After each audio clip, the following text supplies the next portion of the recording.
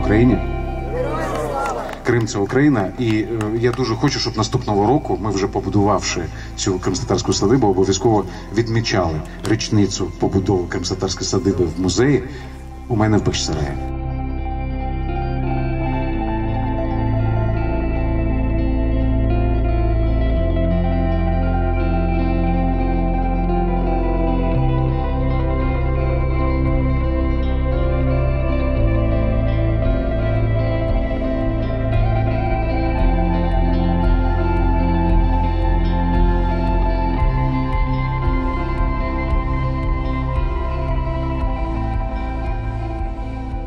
Це буде кримськотатарська садиба, це не просто буде відновлена архітектура. До речі, вона на базі реального дому, який століттями існував. Це таке сільське кримськотатарське класичне подвір'я. Воно описано і в історичній літературі, в тому числі відомим кримськотатарським вченим початку ХХ століття Усеїном Буданинським. Тут буде створено такий познавально-історично-культурний центр. Я не знаю, як вони його назовуть так бюрократично, але тут кожна людина, яка сюди прийде, вона побачить архітектуру, вона зайде в цю садибу, побачить побут, одяг, ту посуду кримських татар, кухню, як вони все це. Тобто вона побачить все таке звичайне, щоденне життя кримськотатарської родини.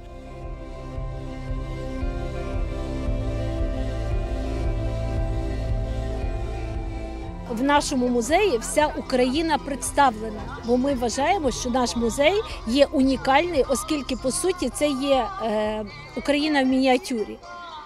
І раптом ми самі виявилося, постійно кажучи про те, що Крим – це Україна, а в нас немає кримсько-татарської садиби. Я дуже хочу, що після того, коли Крим буде деокупований, коли кримські татари повернуться на свої рідні землі, все одно цей осередок залишався тут.